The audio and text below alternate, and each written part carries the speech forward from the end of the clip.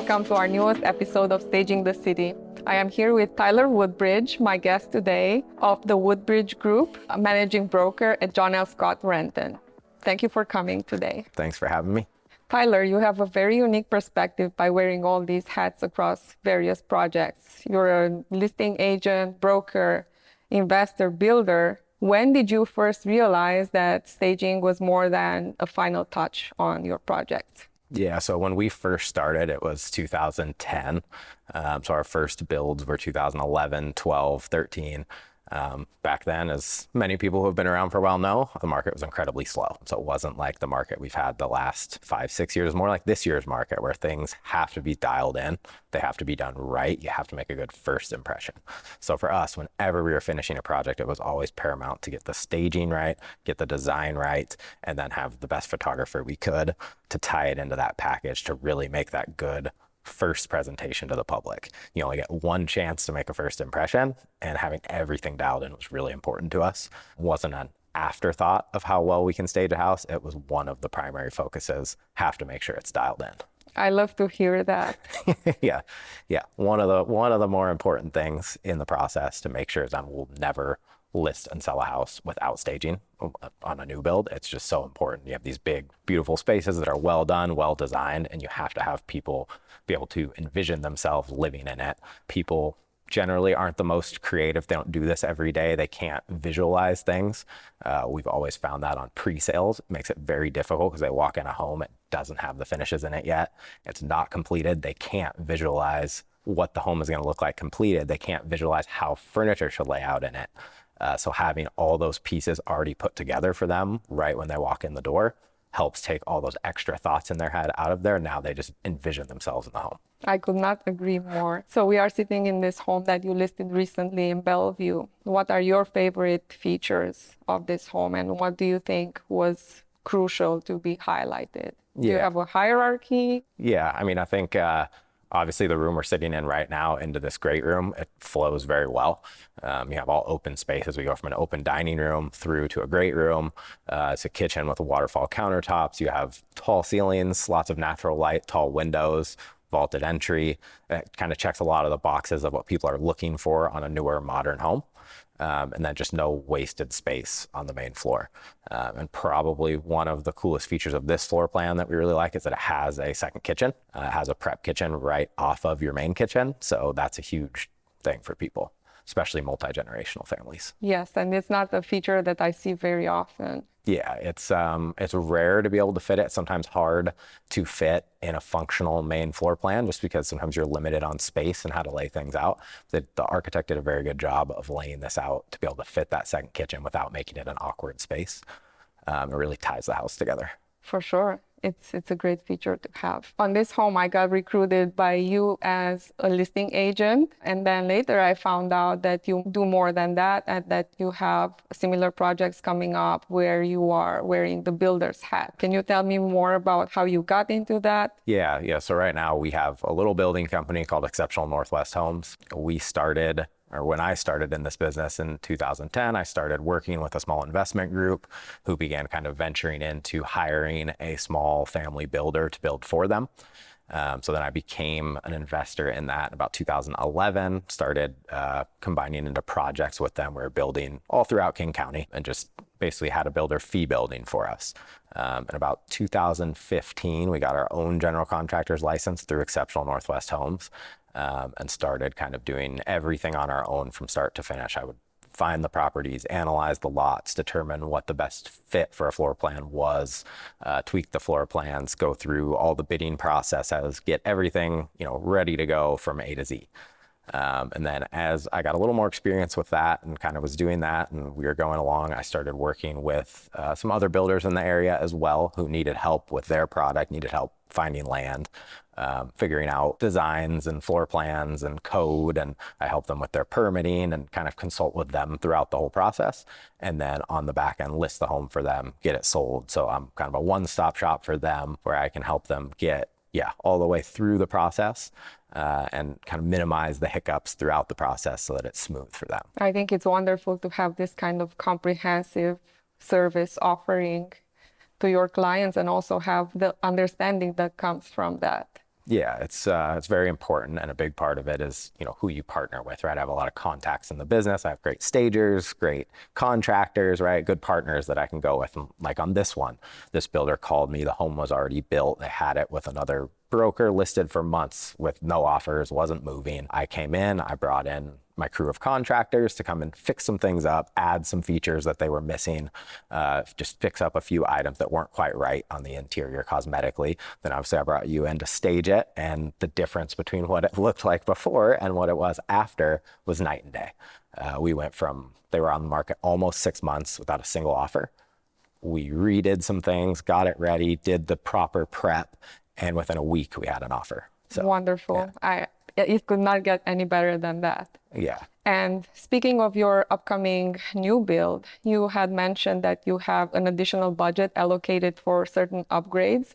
Could you tell us more about what do you think is worth investing extra in a hot market like Bellevue? Yeah, so I think it kind of depends on what buyer pool you're going after, whether you're going after kind of entry-level new construction in Bellevue, which given the prices, people might think it's crazy to think of entry level as being almost 3 million, but that's... What tier are we in currently? I would say this is more like almost entry level new build for Bellevue. This is going to be the very floor of what you're going to get on a new build. And Amazing. then, yeah, you'll see different spec levels from different builders. So like we're getting ready to break ground ourselves on actually a very similar floor plan to this. The main floor is pretty much exactly the same. The upper floor has some tweaks to change some things, adding a little square footage, a media room, things like that. So we've just kind of taken this plan, made some improvements to it, and then we're going to take and add a little bit more spend into some of the finishes. So we'll do upgrades to all the hard surfaces in the house. We'll add things like solar panels, additional insulation. We'll make the home more energy efficient. So they'll just be a few steps up from the spec level of this house here. So that one will probably be, whereas this one's in the high 2 millions, that one will be probably low 3 million. So just a slightly different buyer pool, people who are looking for more of a premium product versus more of an affordable product in Bellevue. Great insight, because this home is already amazing the way it is. I can only imagine that adding the media room and upgrading all the finishes will bring it to a whole nother level. Yeah, and don't get me wrong, this home that we're in is beautiful. They did a I great job agree. with it. Like, it obviously sold, and the new buyers are going to be very happy here. But there's always just differences in spec levels. Even between our builds, there'll be certain locations where, you know, we might step up and add a few more features, you know, in different price ranges and for different buyers, and just kind of differentiate so we can go after different markets with our product. Thank you for that insight. As we came in to install the staging, we also came across some minor challenges. It often happens that sometimes we get constrained by the placement of certain permanent light fixtures. We can't really go the way we want with, you know, a dining space or the size of a primary bedroom. And I think in hindsight, there would be a few things that I'd recommend doing differently, and we've already talked about them. What would be the right time during a construction project to address those aspects? Yeah, so for our company, we try and address those before we even break ground. So we'll come up with an electrical plan for those permanent light fixtures you were mentioning, where we'll go through and we'll look at our design, and our design team will help us put something together so that we can have a good flow. When we go to put furniture in, it'll fit, you know, what you want to do to make it as good as possible. That's right. And we'll even consult with, you know, you as a stager and say, hey, can you take a look at this floor plan? Let us know if there's anything you would want to tweak or how you'd want to lay furniture out. Sit down, sketch it out, have an idea of what the vision is before we start actually putting it together. I know a lot of builders, if they don't take that time to prepare before they break ground, will make a lot of on-site decisions last minute where they're getting asked by a contractor, where should I put this, here or here? And they just say, just throw it up right there. And that's not how we would like to do things. We always want to be prepared beforehand, make sure that plan is in place, and then it can always change if we need to. You know, if there's always going to be changes throughout the build process where we have to move something for one reason or another. But at least if we have a plan in place, we can avoid some of the mistakes you were mentioning that, you know, maybe aren't quite the right spot for a light fixture. It would have been better to leave it out or add an extra one in here. If we can plan all that out months in advance, it's very helpful. Yeah, and there's a common misconception, at least for stagers, but I'm sure designers would fit in the same category, So I often get called to preview a home at the very last minute. They actually think sometimes that, oh, the house is not ready for the stager to see it. But I disagree. There are some things in certain scenarios that we could improve upon, that we could prevent if they had mine or a designer's input. Yeah, agree 100%. I will always try and bring people in as early in the process as possible, before major decisions are made, because the more eyes you can get on it, Yeah. whether it's you, whether it's the designer, whether it's, any of the subcontractors, you want to get eyes on it beforehand before you make any of those It would decisions. save you in terms of cost. Yep, don't want to have to redo anything. It's just going to cost us more money, more headaches, more time. If we can get that input early in the process, that's really important. Obviously on this one, I wasn't a part of the process from the beginning to the end. So there were some things I probably would have had them change, which would have helped their market times. On all of our projects and the other builders I work with, I'll help them from the very beginning, from the time we purchase the lot. We'll already start that planning process and putting things in place to make sure everything flows smoothly. Great to know. Thank you so much for sharing that. Yeah, of course. How did you get on board as the listing agent? How did the builder reach out to you? Yeah, so they saw a few of my other listings nearby, some other new construction homes that had been put on after this home was already on the market, but sold earlier. And so they asked me, what is your approach and how can we get our home sold? So I met with them, said I have a really good team that can come help put everything together the way that it should be. So obviously I reached out to you. I reached out to some of my other contacts and contractors, had some meetings here and came up with a full punch list of items that we can improve. We did a lot of cosmetic work on the house. We added a few features to it to help it sell. We just kind of, gave it a little bit of a renovation just to get it to where it would really shine in the market. It was a beautiful floor plan. They did a very good job with a lot of the features in it. They was just missing a few small details that really would push it over the top and help it sell. So we came in, did all of those on this one, got it to where we needed it to be, and the staging obviously turned out fantastic. It made a huge difference from what it looked like before to what it looks like now. It really tied the whole project together and made that finished product really shine to all those buyers. We liked this floor plan, the staging, the layout so much that we're actually going to build a similar floor plan on our next project. We've made some additional changes. Every time we see a plan, we'll look at it, we'll say, hey, we can improve in this spot. We really like what they did here. We can keep this. So we've taken this same plan and made it just slightly larger. We added a media room upstairs. We'll be adding solar, some more energy efficiency options in it, as well as kind of changing and redoing a lot of the finishes in it. So we'll go a little higher spec level on all of those finishes. And then at the end of that process, we'll obviously tie it together with your staging so that it comes out looking, fantastic, just like this one. Thank you. So Tyler, here's a question I've been dying to ask you. Yeah. How come you guys chose the full staging when I tried to offer the builder tiers in terms of staging and different options for different budgets? Yeah, so in all new construction, I feel like you're always trying to sell the premium product, right? It's the brand new house. It's got all the shiny objects in it. It's all brand new. That's why people are buying it. They don't want the older used home. So I think you always have to go with your premium package when it comes to your marketing on it. And staging is one of the most important pieces of that to get us to the maximum level where people walk in and they're wowed by the furniture that's in here. They're wowed by the finishes that are in here, by the amount of natural light. Like, it all ties into one premium package. And so I tell builders, if we're going to spend the money to go stage the house, which every one of them should, you should never not stage your house before you list it. Don't jump over dimes to pick up nickels. They'll try and save a few $1,000s here, cutting something out. But if that costs you a buyer or makes you spend extra months on the market, it's not worth it. Like, this builder, as an example, tried to save money on staging prior to us coming in and getting this ready, and it sat on the market for quite a while. Just the amount of time of opportunity cost, of interest, of just missed chances to get it sold cost them significantly more than it would cost to just get the home staged and staged right. That's a great perspective. And I was so happy. It was very obvious to me from the beginning that you were not willing to cut corners or not interested in, saving money for something like staging an extra bedroom. Yeah, all for trying to keep our costs down as much as we can, but you cannot cut it in areas that are highly visible and where it's an important piece to sell the house. Right? You can kind of maybe use substitute products in certain spots or get more efficient in other areas to help, save money. But that's one area where cutting out the staging from some of the guest bedrooms to me just comes across as very cheap.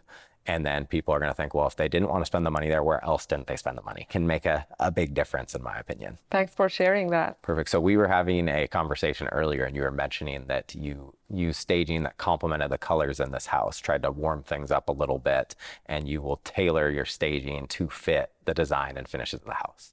Can you tell us a little more about that? That's right. So in this open space, what we have going on is some light natural wood for the flooring. But other than that, we're pretty much dealing with dark and cool colors. Yeah. We have black, we have dark navy, we have gray. So all of those are calling for something that would warm them up. And that's why we came in with this cozy boucle. We came in with warmer wood tones than I would say I normally use in most of our staging jobs. And we try to really blend them in a subtle way. Even though we don't have a lot of blue going on here, we try to tie in the navy details with some very pale shades of blue. And just the coziness of the textures, the wood versus the stone solves that problem. Yeah, no, I think you guys did a fantastic job of bringing some warmth to the space and some variation so it's not so cool and monotone. You gave it, a little bit of splash to it and made it exciting when people came in. So yes, we appreciate like that. Home. Yeah, exactly. Yes, this is not just a showroom. This is a spot where you should sit comfortably and watch your TV or sit outside and enjoy the outdoor fireplace. Yeah, no, you guys did an excellent job. I think it makes people feel like they can move right in and be at home. That's the goal. Yeah.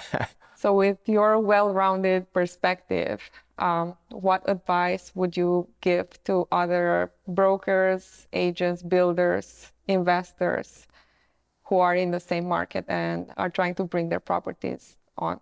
Yeah, I would say don't skip out on the small details. Who you hire to do certain things matters, whether that's your subcontractors throughout the process, all the way to your staging at the end and your photography. Spend a little bit extra, hire someone who's qualified, who can do the job, who, as you can see, does a job to tie everything together. There's different levels to all that stuff. And I've seen people try to, like I said, save a few dollars here or there, and then they wind up costing themselves more in the end. So I would say make sure you are spending money where it needs to be spent. Like staging is one of those items where I think you need to spend money on it to make sure you're show ready. And I think a lot of people try to get away from that and not do it. And I think it's a huge mistake. You won't see any big builder ever not stage their model homes. And there's a reason for that. They're professional home sellers. That's what they do. Their livelihood depends on their home selling. And that's all they do all day, every day. They're constantly marketing properties, building properties, doing that. So I always look to that as kind of a model to say, hey, if these guys are all doing it and have been for years and years, there's a reason. And it's proven time and time again that it helps us sell quicker and for more money. I love hearing that. Thank you for sharing. Yeah, of course. That's all great to hear, Tyler. Thank you so much for sharing all of this. And thank you for accepting my invitation. It was great learning about you and your experience. I hope to work with you again. This has been a great collaboration. Yeah, thank you. I appreciate it. I loved working with you, both me and the builder. We're very appreciative of all the effort you put in to make this happen. And obviously it was highly successful. We got the home sold. We got it sold in a timely manner. And yeah, we look forward to working with you in the future. Congratulations. This turned out great. Yeah, thank you. Appreciate all your hard work.